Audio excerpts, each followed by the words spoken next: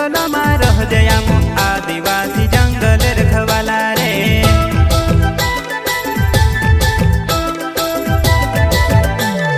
चल जंगल जमीन काजे पूजे रे आदिवासी दुनिया ने रखवाला रे।